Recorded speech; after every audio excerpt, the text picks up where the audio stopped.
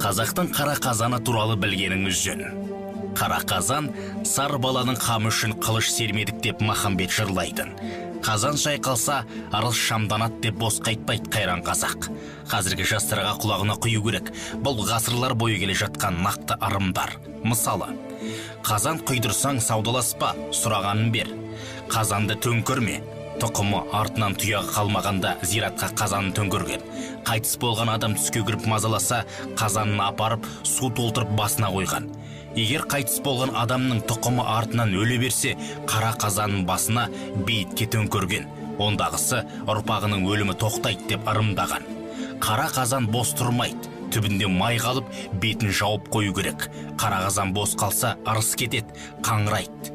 Біреуден қазан алсаң, бос берме, ішіне ырымдап сарқыт салып беру керек. Қара қазанды қыз ұзатқанда немесе күйеудегі қызға бермейді.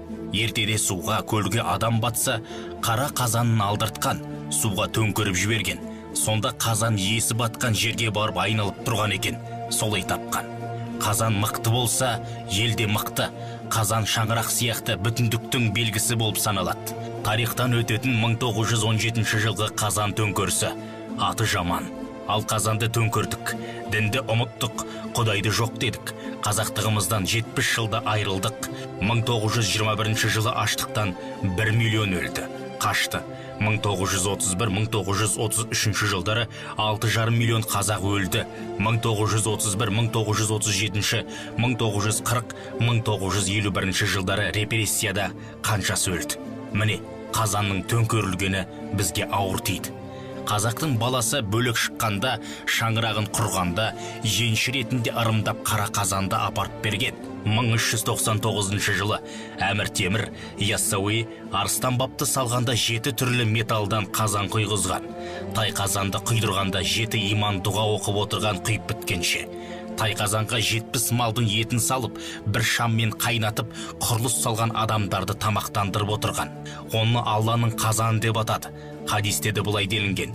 Кімде-кім Алла тағала үшін су құятын ыдыс жасаса, Алла тағала оған жұмақтан арнап хауыз дайындайды делінген. Осыны білген дана адамдар ғана құйдырып, баласына аманат еткен. Мен өлгеннен кейін мына қазанға су толтырып жолға қой, ел су ішсін деп, су ішкен адам дұға қылған, сауабы жасаған адамға тиіп отырған. Қазаннан айырылу, ол құт берекеден айырылу. Мысалы, тарихта Олжабай батыр бастаған жасақ Ботақанды тірідей көміп, қазанын алып кеткен. Абылай хан Көкшетаудан көшкенде Бекболат би қуып келетінін біліп, қара қазанын жұртқа тастаған. Оны көрген Бекболат түсініп, қазанға ет асып, тойып ашуы тарқап, Абылай тегін адам емес, Алланың адамы деп айтқан екен. Өлтірем деген райынан қайтыпты.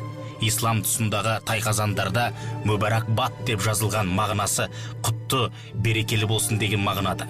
Қазақтың Тәуке хан тұсындағы 7 жарғы заңының 7 ауыр айыбы заңнамасының бірінші айыбында қара қазан деп аталады. Оның жазасы айыпкердің шаңырағының ортасына түскендігінің белгісі, құлдыққа салады. Жалпы қазанның тарихына тоқталсақ, 25 ғасыр бұрын Геродотта сақ патшасы Арианттың қазаны туралы жазған екен. Ол қазақ сақ әскерлердің жебесінің ұштарынан құйылып жасалған екен, сақ тайпаларын достастыру бағытында.